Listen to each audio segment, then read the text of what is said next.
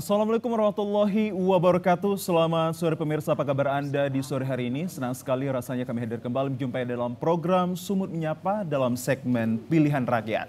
Pemirsa, kontestasi pemilu 2024 siogianya akan digelar kurang lebih 1 minggu lagi sehingga perlu dilakukan continuous preparation dari berbagai pihak, sebut saja dari pihak Bawaslu hingga KPU sebagai penyelenggara kepemiluan 2024 nantinya agar dapat menciptakan satu kondisi demokrasi yang jujur, adil, akuntabel, dan transparan. Dan pastinya melibatkan pihak masyarakat yang akan berpartisipasi untuk memberikan vote-nya pada tanggal 14 Februari 2024. Karena pada tahun ini demokrasi kali ini tidak hanya berbicara tentang lahirnya pemimpin-pemimpin bangsa, namun berbicara tentang bagaimana nasib bangsa hingga nasib negara Indonesia ini untuk dibawa 5 tahun ke depan. Lantas sejauh ini pemirsa, apakah Anda sudah mumpuni terkait sosialisasi dan juga edukasi akan pemilihan di tahun 2024 ini? Dan bagaimana kesiapan Anda untuk menyambut pesta demokrasi di tanggal 14 Februari 2024? Tentunya pemirsa, kami akan bahas kurang lebih 1 jam ke hadapan Anda dengan tema yang kami persembahkan pada sore hari ini, yakni kesiapan warga sukseskan pemilu. Dan untuk itu pemirsa, telah hadir bersama kami narasumber yang kompeten dan juga ahli di bidangnya. Yang pertama saya ajak untuk Anda berkenalan langsung kepada seorang komisioner KPU Sumut yang terhormat Abangda Robi Effendi. Assalamualaikum, selamat sore Bang Robi. Waalaikumsalam, selamat sore. Mas. Kabar baik Bang? Alhamdulillah. Pasti sibuk menjelang pemilu ini Bang? Lumayan. Lumayan ya, tapi kami ucapkan terima kasih telah menyediakan waktu untuk hadir di studio TVRI Sumatera Utara. Dan pemirsa, untuk mempertajam informasi kita telah hadir pula bersama kami di studio 2 TVRI Sumatera Utara, pengamat politik yang terhormat kakak cantik kita, yakni Kakak Safrida R. Rasahan. Assalamualaikum, selamat sore Kak. Waalaikumsalam Bang Azri, waalaikumsalam. Assalamualaikum untuk seluruh pemirsa TVRI dimanapun berada. Kabar baik Kak? Alhamdulillah. Alhamdulillah. Dan kita harapkan juga kepada pemirsa yang tengah menyaksikan tayangan ini dalam keadaan sehat walafiat ya. Begitu juga. Dan pemirsa, untuk itu kami hadirkan pula telepon interaktif di 0811 6100386. Sekali lagi di 0811 6100386. Siapa tahu Anda memiliki pertanyaan dan referensi yang Anda alamatkan kepada kedua narasumber, bisa langsung menginformasikan kami 1 jam ke depan dengan temanya adalah kesiapan warga sukseskan pemilu. Baik, saya akan mulai untuk berbincang dengan seorang komisioner KPU Sumut, Abangda Robi Effendi, terkait tema kita, kesiapan warga sukseskan pemilu. Kalau boleh kita membuka segmen ini, rangkaian apa saja yang mungkin telah dan tengah dilalui dari komisioner KPU Sumut ini untuk menyambut pemilu 2024 ini, Abangda. Baik, terima kasih. Kalau kita bercerita tentang kesiapan pemilu 2024 di seminggu atau di rentang akhir-akhir ini, KPU Sumut kemarin sudah melakukan rekapitulasi kesiapan teman-teman KPU Kabupaten Kota, utamanya urusan logistik. Per 17 Januari kemarin, kita sudah menerima 25.514.000 surat suara. Sudah 100% kita terima. Masing-masing dari surat suara itu sekarang sudah berada di gudang KPU Kabupaten Kota masing-masing. Nah, setelah surat suaranya tiba, masing-masing kabupaten kota juga melakukan pekerjaan lanjutannya dengan melakukan setting dan di sorlip dulu, sortir dan lipat dulu.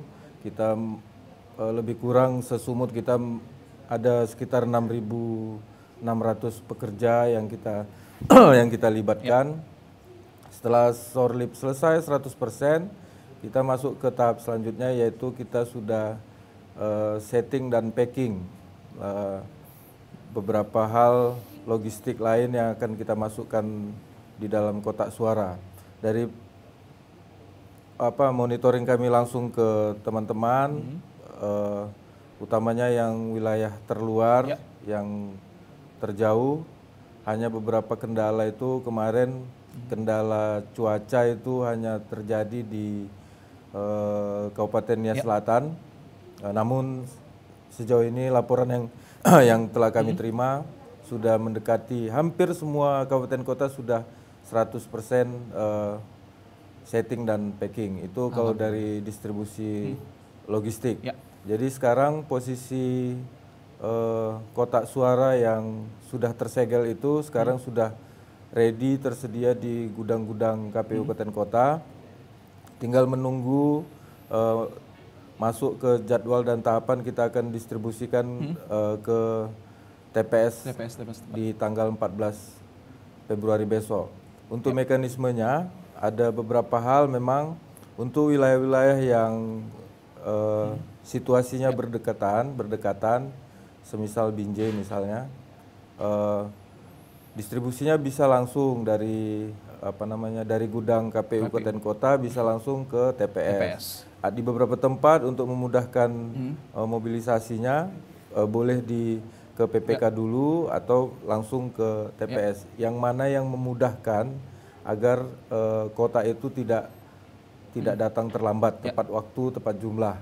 Nah, dalam semua proses rangkaian itu kita selalu berkoordinasi dan mengajak teman-teman Bawaslu untuk ikut serta di semua tingkatan. Sebagai pengawas penyelenggara juga ya Bang? Betul, dan tentu saja bapak-bapak dari pihak TNI Polri juga hadir di sana untuk mengawasin itu. Baik Bang Robi, sebentar saya intervensi sendiri, mengingat kita di Sumatera Utara ini ada 33 kota dan kabupaten yang mana ada daerah terpencil sendiri. Untuk pendistribusian logistiknya hingga Anda mengatakan hampir 100% ini dimulai sejak kapan dan bagaimana? Apakah jalur darat atau seperti apa? Untuk di daerah kita ini mudah-mudahan semua masih jalur darat, hanya yang di kepulauan aja yang menggunakan kapal. Tapi sejauh ini yang lainnya menggunakan jalur darat. Oke, untuk pengawasan sendiri dalam pendistribusiannya melibatkan TNI Polri pastinya dari masing-masing daerah? Betul, karena di semua tahapan kegiatan itu sebelum kita memulai aktivitas, biasanya teman-teman rakor dulu itu, Bang,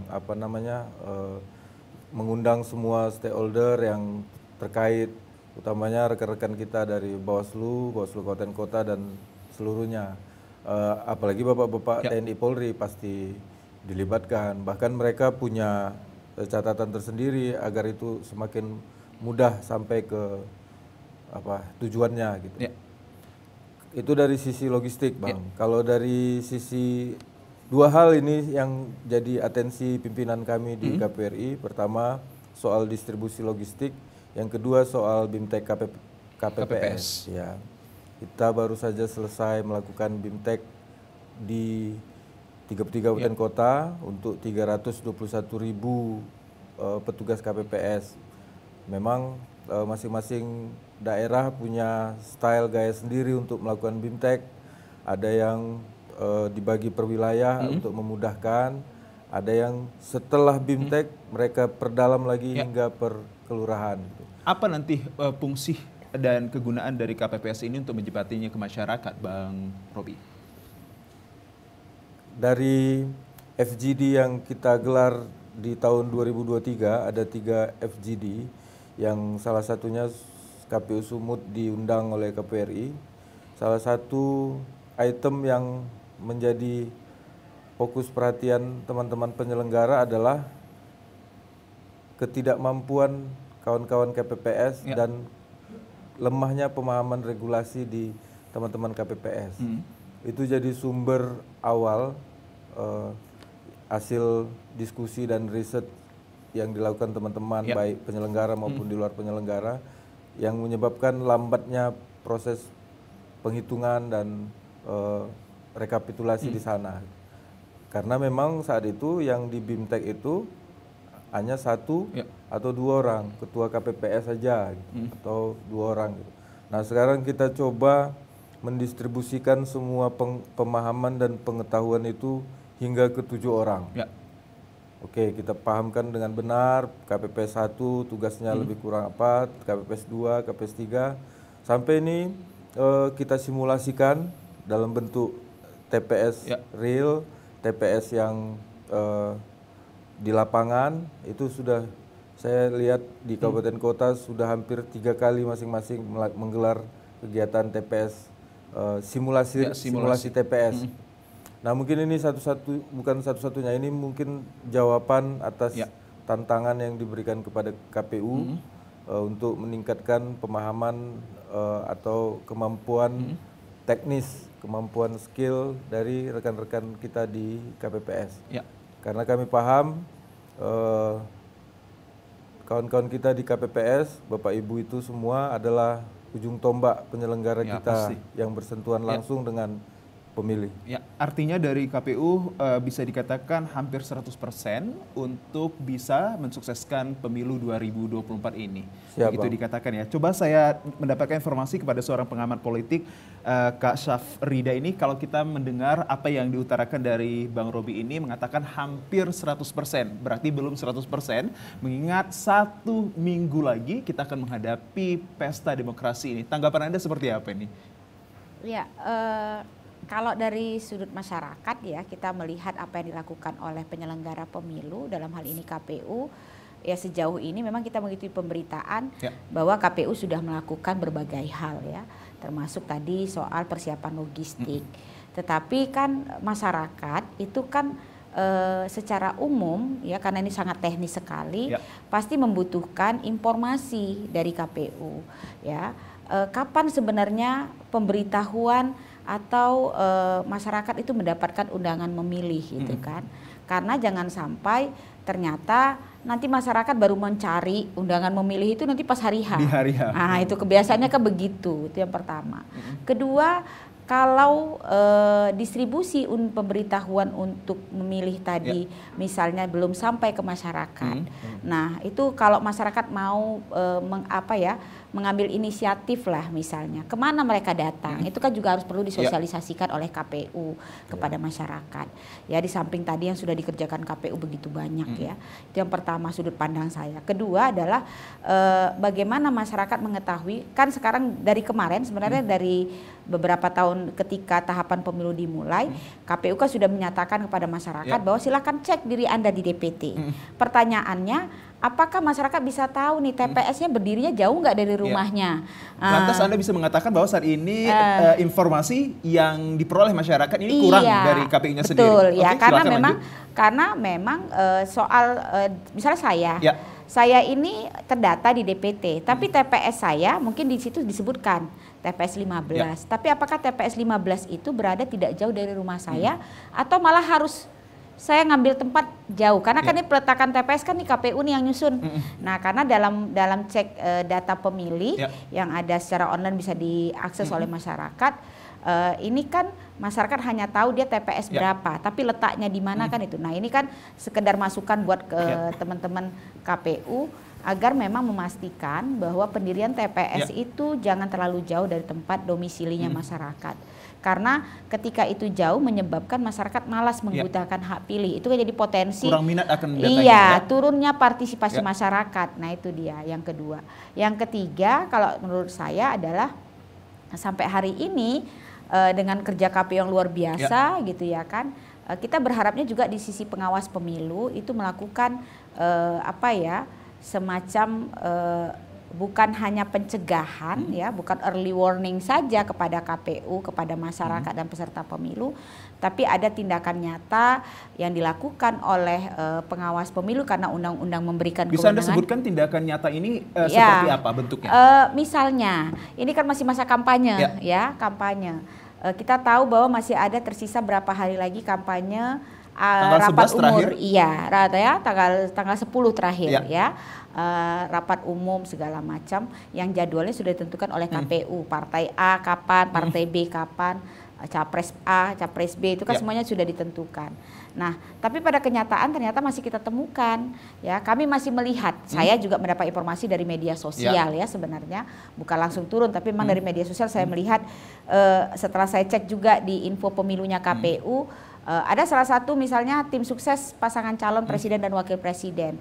Itu belum masaknya mereka loh, ini bukan jadwalnya mereka, ini jadwalnya pasangan lain. Tapi secara simultan mereka melakukan kegiatan yang mungkin lebih banyak itu kalau bisa dibilang itu adalah kegiatan kampanye kalau menurut saya, meskipun bentuknya adalah misalnya senam, senam sehat ya kan, pasar murah gitu ya, tapi itu kan tetap mengambil slot orang lain ya gitu. Dan ini kan sampai hari ini Bawaslu kan tidak ada menyatakan bahwa apakah itu melanggar atau tidak, sehingga saya sih sebagai masyarakat khawatirnya jangan sampai kami ini masyarakat, kita ini masyarakat menganggap terhadap proses yang sudah berjalan yang capek-capek, teman-teman KPU tadi Mbak Robi cerita melibatkan sampai 6.000 orang untuk sortir lipat, itu jadi akhirnya dinafikan gitu loh, pekerjaan yang sudah luar biasa, sudah hampir 2 tahun ya kita melakukan persiapan untuk pelaksanaan pemungutan dan penghitungan suara. Itu salah satunya kali Bang Azri. Ya. Apakah sampai saat ini Anda merasakan kekecewaan untuk setiap tindak tanduk dari kegiatan ataupun dinamika politik yang terjadi khususnya di wilayah Sumatera Utara ini? Iya, gini, kalau saya sih secara sebagai pribadi masyarakat sebenarnya senang-senang saja ya dengan ramainya situasi sekarang ya. Kota kita, kota Medan tercinta itu jadi rame dengan APK. Meskipun kadang sakit mata juga gitu ya kan. Sampai udah nggak bisa ngelihat nama gedungnya pun nggak bisa lagi. Saking berantakan. Saking berantakan Anda gitu bisa mengatakan ya kan. langsung bahwa memang benar APK yang saat ini terpasang itu tidak sesuai dengan aturan yang ada. Iya, ya itu misalnya satu ya. Tapi di sisi lain sebenarnya kan gini, pemilu ini kan bukan baru kali pertama kita lakukan. Ya, sejak dari sebelum orde lama, orde baru masuk ini sekarang reformasi, pemilu terus secara kontinuitas tidak pernah berhenti. Pasti. Kita hanya terjadi pemilu itu sangat singkat masa jabatan presiden itu di Pak Harto di 97 ke 99 hanya 2 tahun.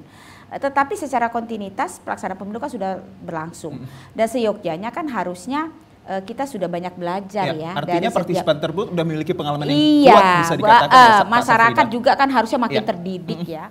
Tapi makin ke sini saya melihatnya kan ada apa ya? Saya nggak tahu apakah ini cuma sudut pandang. Tapi saya mungkin belum pernah tanya juga sama teman-teman. Nanti kita tanyakan mungkin ke Bang Robi sendiri. Ya kan. Ini terkait dengan kalau menurut saya ada beberapa mengalami kemunduran. Okay. Misalnya contoh tadi soal APK, ya ketidaktegasan pemerintah, ketidaktegasan penyelenggara pemilu. Pemerintah daerahnya pasti? Iya, gitu kan mereka yang punya wilayah. Kalau KPU ini kan cuma menyatakan sudah berkoordinasi dengan pemerintah mana yang boleh nih, nah KPU keluarkan. Kemudian yang mengawasi kan sudah ada pengawas pemilu. Nah kalau memang itu melanggar, mekanismenya ada diatur undang-undang. Nah itu misalnya di sudut pandang saya. Kedua adalah sampai hari ini ternyata masyarakat kita, saya nggak tahu ini kalau kemarin di pemilu 2019 sangat luar biasa, di pemilu 2024 sepertinya ini agak apatis. Saya beberapa kali nongkrong, kalau nongkrong ngopi-ngopi sore gitu kan. Kalau sangat apatis terhadap beberapa pilihannya saja atau gender juga? Termasuk. Kalau menurut saya, termasuk ya. Termasuk mau DPD-nya ada perempuan atau tidak, capresnya ada perempuan atau tidak, itu juga tidak jadi pembahasan. 2019 karena mungkin kondisi cuma 2 pasangan calon, sehingga pembahasan di setiap sudut dimanapun kita berada bicaranya always pemilu. Talking about elections. Iya, sekarang enggak ada. Oke, boleh kita lihat lah. Mungkin saya pikir tadi nongkrong juga di sekitaran TVRI nggak ada juga cerita pemilu kayaknya gitu loh kan. Seperti biasa aja biasa aja. Nah ini kan menurut saya harus jadi warning juga ya. Masyarakat juga harusnya tidak apatis. Makanya saya mendorong masyarakat apapun itu sampaikan. Jangan hanya di media sosial. Ambil peran serta gitu ya kan.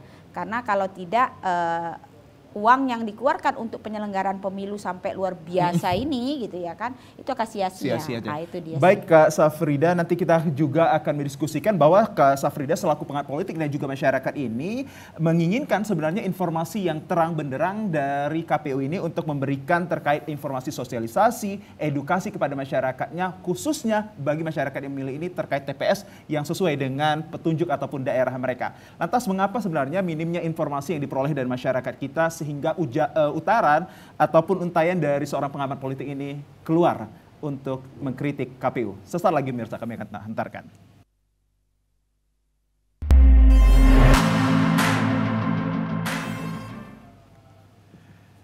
Ya, pemirsa, kesiapan warga sukseskan pemilu menjadi tema yang sangat epik kami persembahkan pada sore hari ini edisi Senin 5 Februari 2024.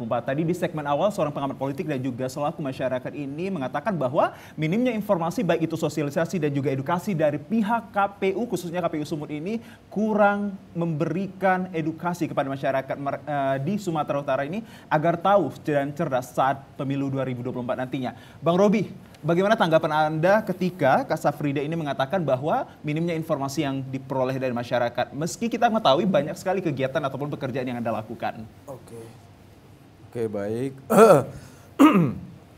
Kalau soal apa tadi Kak Safrida? Terkait pertama informasi, kita kalau cek DPT online, kita klik NIK kita. Kalau teman-teman atau pemirsa sudah terdaftar di DPT, keluar di situ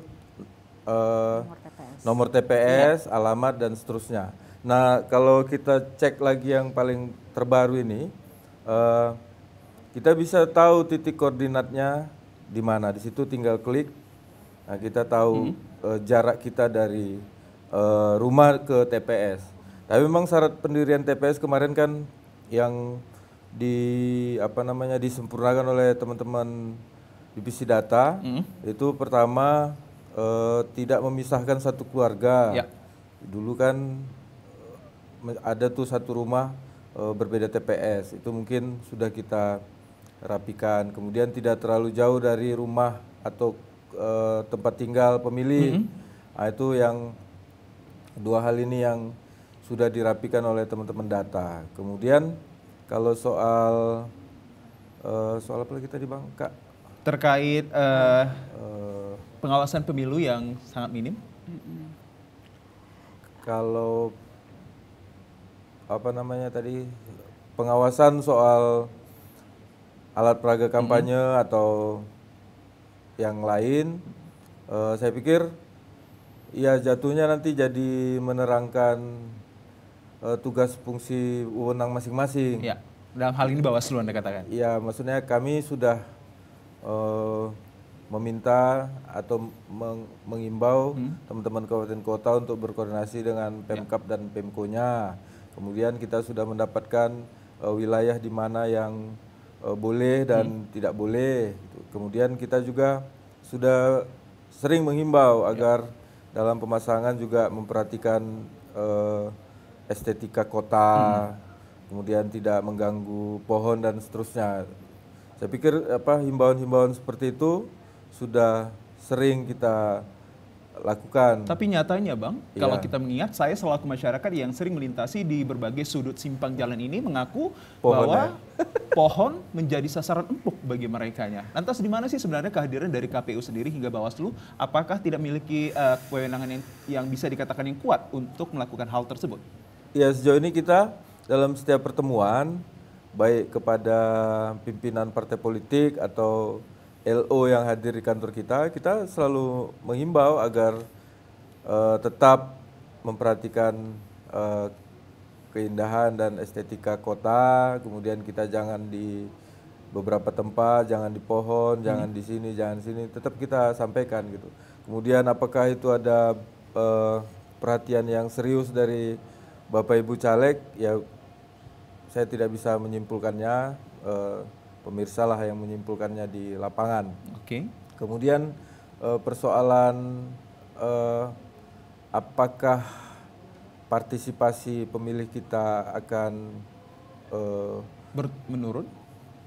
meningkat atau menurun ketimbang pemilu 2019, saya punya catatan kalau soal pemilu yang sebelumnya memang ada perbedaan persentase tingkat partisipasi saat Pilpres dan saat Pileg. Saat Pileg kemarin yang menampilkan dua pasangan itu memang itu hampir 81%. Nah, tiba di pemilihan legislatif itu jadi menurun. Jadi 76. Padahal, apa yang menjadi penyebabnya Bang? Padahal dilakukan di hari yang sama gitu. Kalau setelah saya ini bukan hasil riset dari KPU, tapi riset yang saya baca dari lembaga-lembaga riset yang kredibel. Ya. Ternyata memang apa namanya, kontestasi pilpres itu lebih menarik atensi. Iya, menarik atensi warga ketimbang pileg. Artinya kurang sosialisasi dong dari KPU sendiri untuk menjaring masyarakat ini agar menarik atensi, Bang Robi. Kalau bisa dikatakan hanya mereka fokus kepada pilpres doang. Di Undang-Undang Pemilu, sosialisasi dan pendidikan politik itu bukan semata-mata kerja KPU, Bang. Itu juga kerja-kerja partai politik. Ya.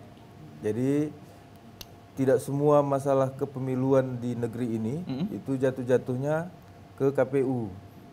Jadi, tapi masyarakat pastinya hanya tahu, Bang, nama dua besar ini, yakni Bawaslu dan juga KPU, tanpa memikirkan bahwa sebenarnya yang seharusnya mereka juga kejar ini dari partai politik dan juga petinggi-petinggi politik ini, Bang, untuk memberikan ilham. Inilah dia, dengan momen bersama TPR ini kami sampaikan bahwa semua elemen berperan aktif dan penting untuk melakukan pendidikan politik. Bahwa KPU benar diamanahkan oleh undang-undang untuk melaksanakan kerja-kerja teknis, itu benar. Tapi memang semata-mata bukan hanya kerja KPU. Nah, kita melanjutkan yang riset tadi. Nah, ternyata memang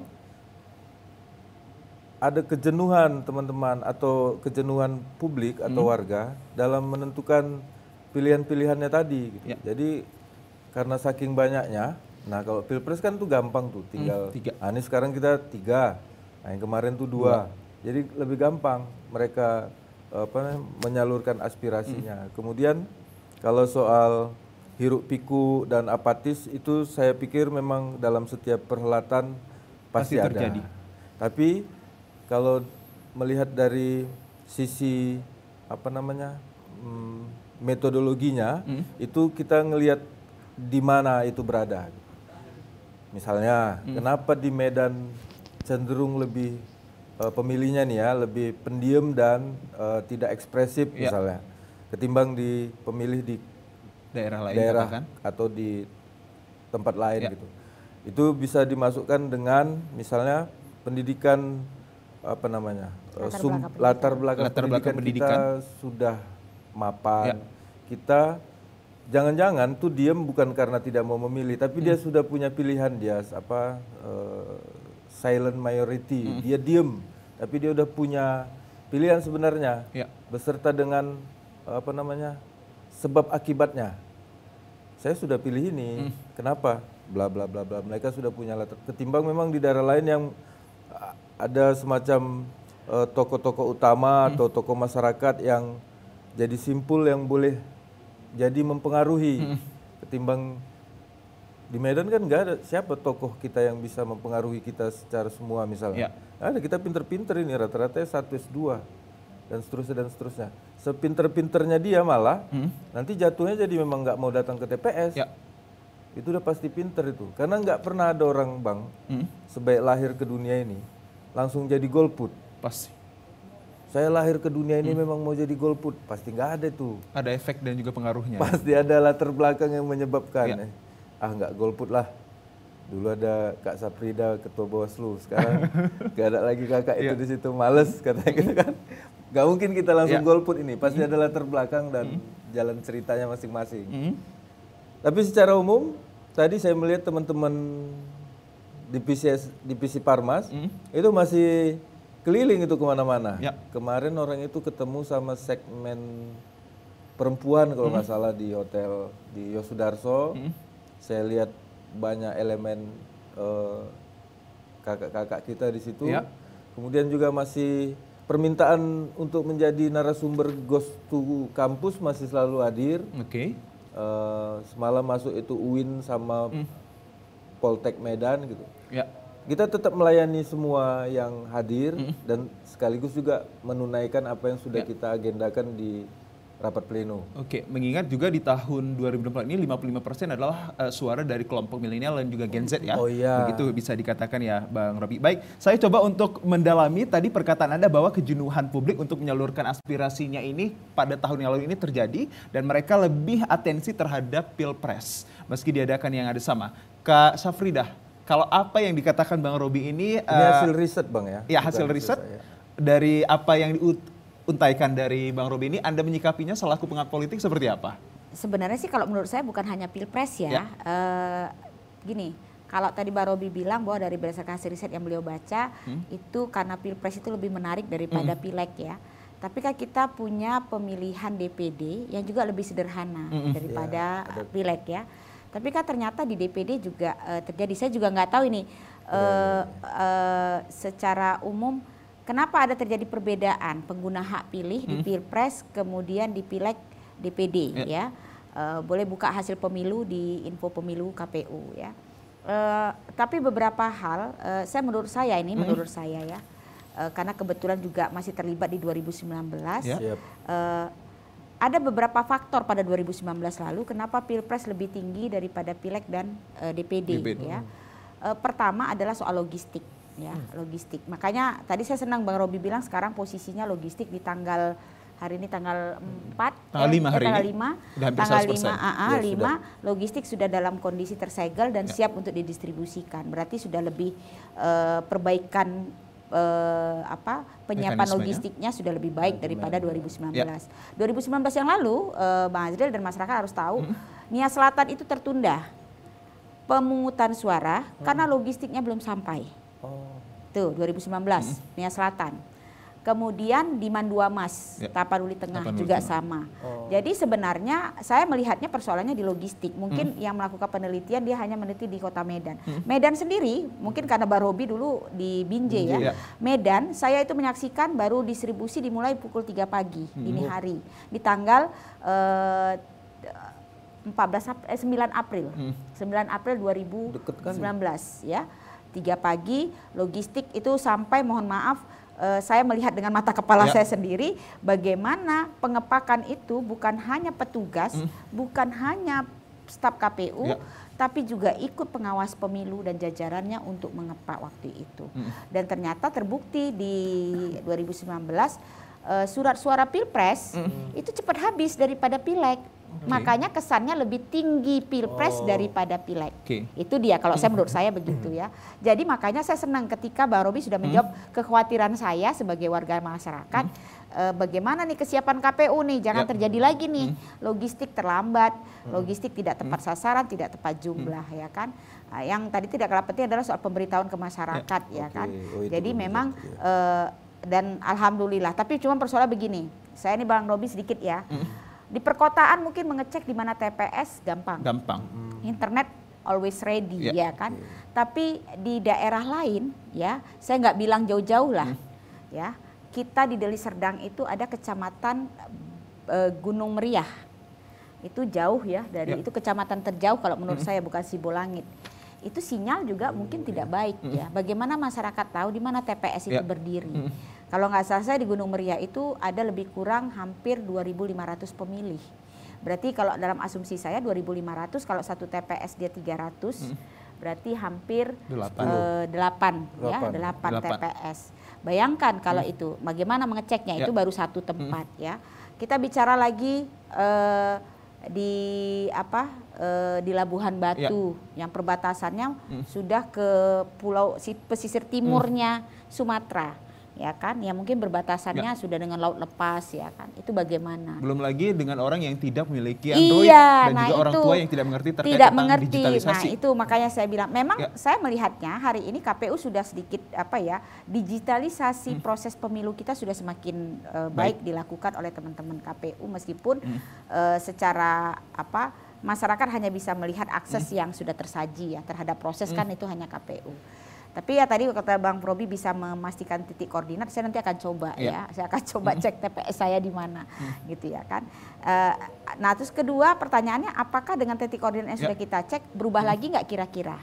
Itu kan? Nah, karena kemungkinan kan ada larangan ya pendirian TPS yang kita tahu di PKPU, Putung Suranya KPU, TPS tidak boleh berada dekat dengan posko, tidak boleh di dalam rumah ibadah, tidak boleh di tempat yang tidak cukup pencahayaan, ya kan, itu kan ada syarat-syaratnya ya. Nah jadi itu kan juga harus dipastikan. Jadi makanya saya sih sebenarnya begini, Bang Azril melihat dalam prospek ini soal tadi apatisnya masyarakat, betul kata Mbak Robi, mungkin karena Medan adalah masyarakatnya termasuk pendidikan kategori yang sudah menengah ke atas, kategori pendidikan yang baik ya. Tetapi konteksnya begini saya bilang, ini kayaknya kenapa saya bilang kelihatannya akan terjadi penurunan partisipasi, meskipun ini penyebabnya bukan KPU atau Bawaslu, bukan ya, bukan berarti salahnya KPU Bawaslu. Tetapi memang betul tadi partai politik, pendidikan politik lalu partai politik ini kan juga penting untuk dilakukan. Tapi maksud saya begini, saya kemarin beberapa waktu yang lalu kebetulan ada ke beberapa daerah ya. Saya nongkrong juga di kedai kopi, saya kebetulan hobinya suka, saya ini suka ngopi gitu ya kan, meskipun bukan pecinta kopi, tapi saya penikmat aja. Ya kalau pecinta dia tahu kopi, saya cuma penikmat gitu ya kan. Jadi saya ngobrol itu sekarang tempat ngopinya tempat kopi yang termasuk yang lama lah ya, yang maksudnya banyak ininya. Tidak pernah saya dengar cerita mereka soal pemilu.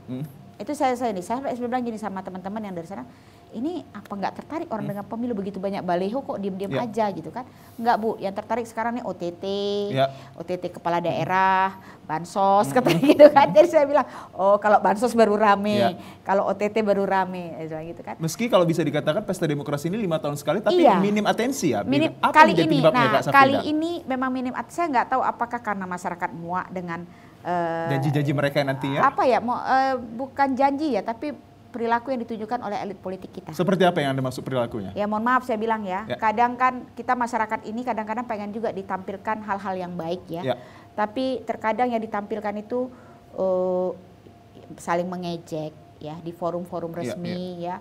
Kemudian tidak menghargai dengan bukan soal usia, tapi bahwa dalam kontestasi pemilu semua kan punya hak yang sama.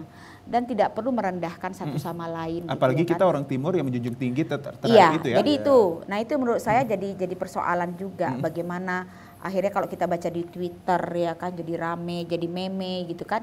Jadi menurut saya kelihatannya itu yang bikin puncak orang tidak mau membicarakan. Karena kalau membicarakan jadi bawaannya jadi gondok gitu ya kan, jadi emosi gitu kan. Saya aja secara pribadi, mohon maaf saya bilang, debat tadi malam saya ngikutin kebetulan nongkrong di warung Wak Nur sampai jam 7:30 saya tinggalin.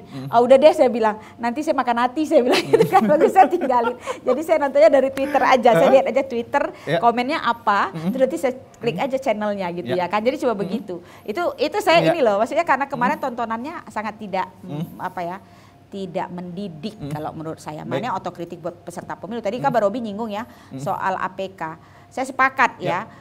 Tapi kan memang harus ada ketegasan dari penyelenggara. Anda mengatakan kurang tegas kah dari KPU? Iya, KPU maupun Bawaslu kurang tegas. Ya, tahan sebentar. Lantas bagaimanakah seorang pengamat politik ini menginginkan ketegasan dari KPU ini agar kedepannya tidak tercipta kembali APK yang berantakan? Sesaat lagi pemirsa kami akan hadirkan.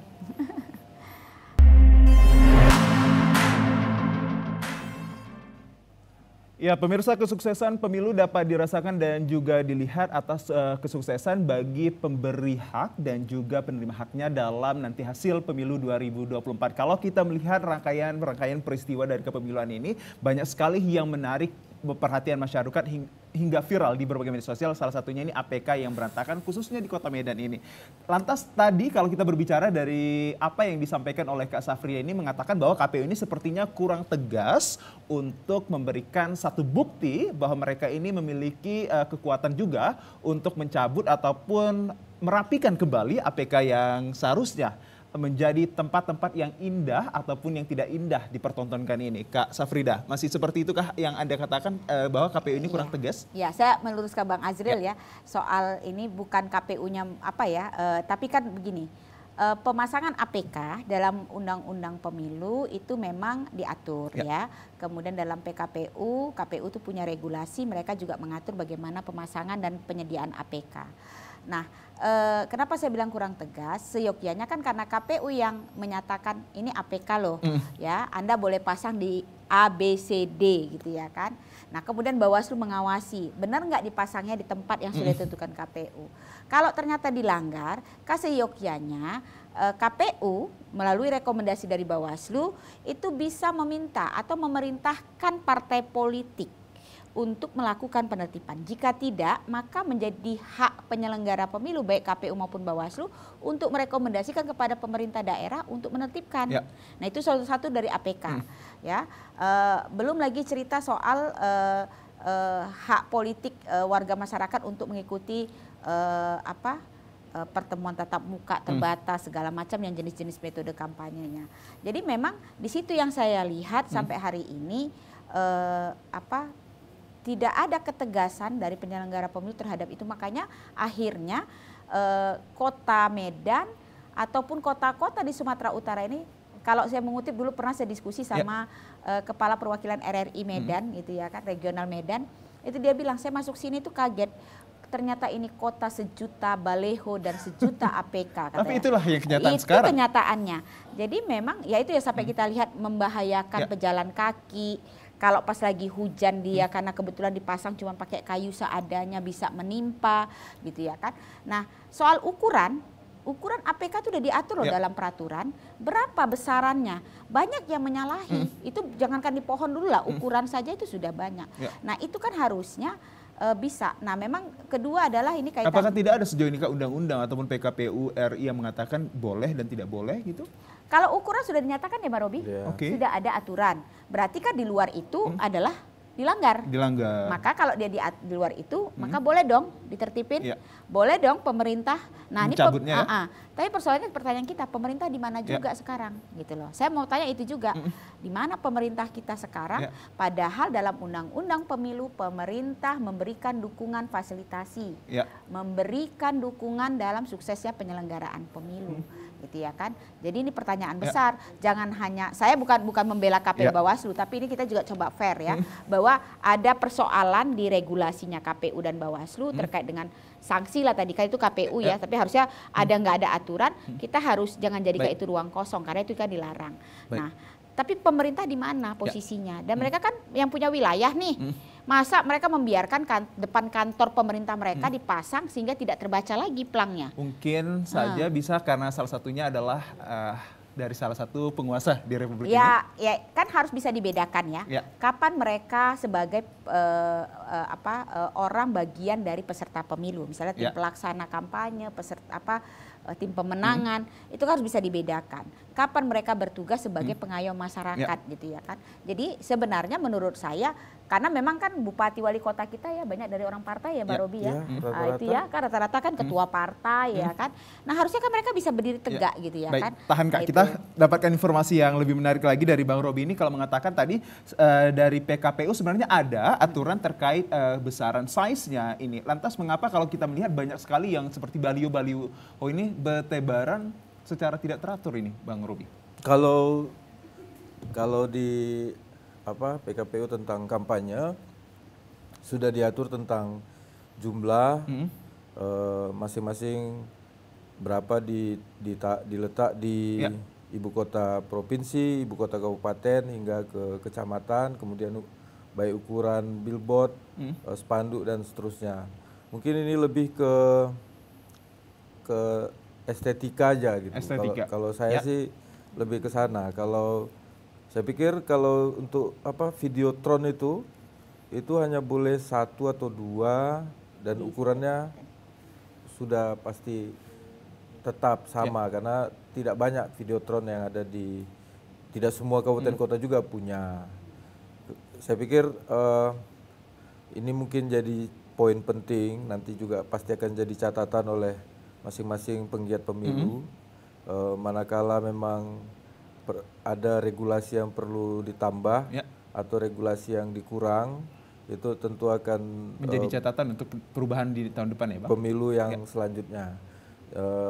Tentu itu juga akan jadi catatan penting bagi bapak-bapak dewan yang terpilih nanti lebih kurang, karena hakikatnya KPU adalah hanya menjalankan amanah undang-undang.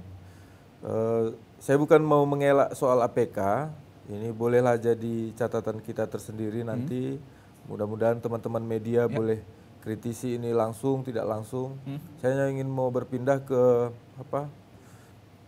Kak Ida yang tadi menyampaikan C pemberitahuan pemilih itu disampaikan di tanggal berapa, terkait juga dengan di mana TPS-nya nanti.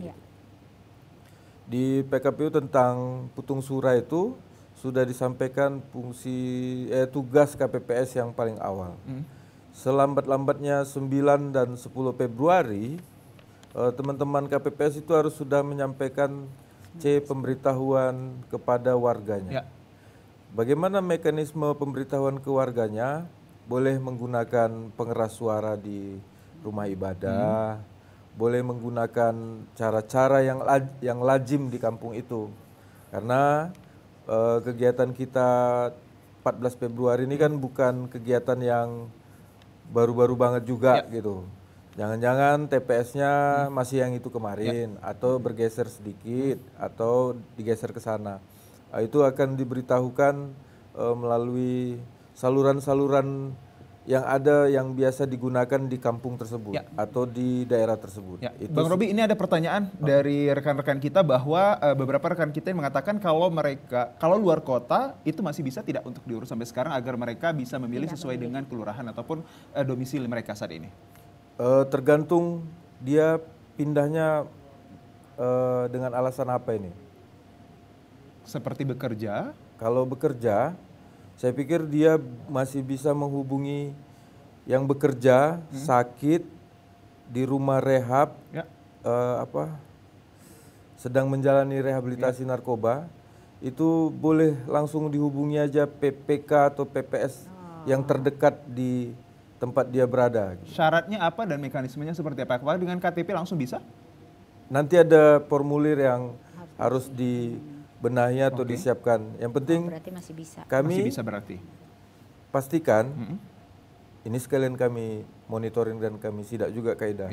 Kami pastikan aparat kita di PPS, aparat kita di PPK itu pasti semua standby di kantor lurah dan di kantor camat masing-masing. Jelang 9 atau 8 hari lagi ini. Apalagi teman-teman KPPS itu sekarang sedang mau simulasi atau mau terjun langsung, karena paling lambat 9 atau 10 Februari itu C pemberitahuan harus sudah nyampe nih di tangan kita. Nah, gimana kalau waktu KPPS hadir di rumah kita nggak berada di rumah, itu boleh dipastikan dititip dengan keluarga langsung dan dimintai tanda tangannya untuk tanda terima. Belum ketemu juga kita ini sama mana C pemberitahuan kita ini. Langsung kita kejar aja. Kita datangi PPS, kita tanya siapa ketua KPPS-nya dan kita minta dengan ketua KPPS-nya. Baik, terima kasih. Udah menjadi informasi yang sangat penting bagi pemirsa yang bertanya tadi dan juga diwakilkan oleh rekan-rekan kita yang bertanya tadi. Baik, begitu. Saya kembali untuk memberikan satu katakan kekuatan bagi masyarakat di luar sana, kesiapan warga sukseskan pemilu ini khususnya kita alamatkan kepada kelompok disabilitas juga. Mereka juga adalah warga negara Indonesia yang harus kita berikan hak yang sama dengan masyarakat yang lainnya. Dari Kak Safrida Hasan, apa yang sebenarnya upaya yang dilakukan dari pihak-pihak terkait ini untuk meningkatkan partisipatif masyarakat khususnya kepada kelompok disabilitas? Iya, kalau saya sepakat ya bahwa kelompok disabilitas itu bukan berarti diistimewakan ya. Tetapi karena mereka punya keterbatasan fisik ya, sehingga mereka memang harus dibantu untuk difasilitasi sedemikian rupa oleh penyelenggara pemilu. Jadi memang untuk ini kita minta kepada KPU mungkin mengingatkan juga ketika membangun TPS ini harus diperhatikan apakah di TPS tersebut terdapat penyandang disabilitas yang mungkin tidak bisa menggunakan kalau TPS-nya bertangga atau TPS-nya sulit untuk mereka jangkau ya. Jadi ini harus jadi perhatian oleh teman-teman KPU. Itu yang pertama. Kedua adalah kita berharap teman-teman disabilitas sepanjang mereka memang sudah terpenuhi hak pilihnya, misalnya mereka sudah terdaftar di DPT meskipun belum mendapatkan undangan memilih, mungkin ya ini bisa diprioritaskan KPU ya untuk diantarkan undangan memilihnya sehingga tidak menunggu bantuan pendamping untuk hanya mengurus C pemberitahuan tadi yang disampaikan Bang Robi. Saya juga ini juga nih surprise nih informasi Bang Robi bermanfaat sekali. Tia Bazril tanya apakah masih bisa mengurus pindah memilih karena setahu kita 15 Januari kemarin terakhir kan. Saya banyak juga yang nanya itu, saudara-saudara banyak juga yang kerja di luar kota masih bisa nggak ya kami ngurus. Saya bilang kayaknya belum deh, tapi nggak tahu ya saya bilang gitu. Dan tapi hari ini kita sudah dapat informasi. Tapi di luar itu berarti nggak bisa lagi ya Bang Robi ya. Misalnya kalau masyarakat biasa gitu. Serta merta. Kayaknya enggak, kayaknya ada 4 poin atau 4 gitu ya. 4 kriteria ya. Yang harus ya, jadi itu paling enggak itu. Jadi 2 hal ini yang tidak kalah penting kalau menurut saya adalah ayo masyarakat pemilu ini pakai uang kita ya, saya nggak bilang uang KPU, uang Bawaslu, ini uang kita diambil dari pajak kita yang kalau kita duduk di restoran kita nongkrong ngopi-ngopi itu kita dapat kena pajak, listrik kita juga kena pajak. Ayo jangan mau kita tidak menggunakan hak pilih kita hanya karena kita muak dengan situasi politik. Karena yang bisa merubah nasib sebuah bangsa itu adalah bangsa itu sendiri, bukan orang lain. Iya, betul. 14 ya. Iya, sepakat itu. Terima kasih Kak Safrida, mengingat waktu kita ini tidak cukup panjang. Saya kembali ke Bang Robi ini, apa yang menjadi harapan Anda selaku Komisioner KPU Sumut ini agar suksesi pemilu ini tampillah dengan layak di tanggal 14 Februari 2024 ini dan partisipasi masyarakatnya? Anda inginkan seperti apa? Kalau saya dari kemarin saya sudah sampaikan untuk warga Sumut dan semua kita, saya berharap kita semua jadi pemilih yang aktif.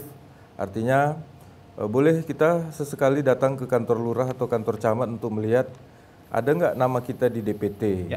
Nah itu salah satu bentuknya. Kemudian partisipasi aktif juga, kita hadir langsung tahu di mana TPS dan tahu siapa petugas KPPS kita, karena itu juga warga kita yang ada di sekitar tempat tinggal kita. Kemudian yang ketiga, saya pikir kita sudah dengan ramainya sumber informasi yang kita miliki, yang kita genggam, kita sudah punya pilihan sendiri. Jadi kita datang dari rumah itu kita sudah punya, saya pasti akan coblos ini, saya pilih ini, saya tutup kembali, saya lipat kembali surat suaranya, saya masukkan, dan saya menikmati proses pemilu ini dengan baik dan benar. Menunggu hasil di rumah pastinya. Boleh kita saksikan di TPS, kan boleh ngelihat tuh dari luar. Harus dikawal itu. Harus dikawal. Baik, itu dia menjadi harapan kita. Terima kasih TPRI. Ya, tentunya dari kedua narasumber kami ini telah memberikan pandangan-pandangan yang sangat baik untuk hal tema kesiapan warga sukseskan pemilu. Semoga memberikan manfaat terhadap apa yang akan terjadi di pemilu 2024 nanti. Semoga kesuksesan dan juga kelancaran akan kita raih pada pemilu 2024 ini. Itu tadi batas akhirnya itu 7 Februari. Batas akhir menjadi 7 Februari, berarti ada sekitar 2 hari lagi ya untuk akan hal tersebut. Terima kasih Bang Robi. Pukul 23.59. Ya, kita sampaikan dan saya ucapkan terima kasih atas kehadiran Kak Safrida R. Rasahan selaku pengamat politik dan juga dihadiri oleh Abang Robi Effendi selaku Komisioner KPU Sumut atas tema yang menarik ini. Dan pemirsa, kita akan ketemu di episode selanjutnya. Kami ucapkan terima kasih atas atensi Anda. Saya Muhammad Azrul Nastion. Assalamualaikum warahmatullahi wabarakatuh. Selamat sore.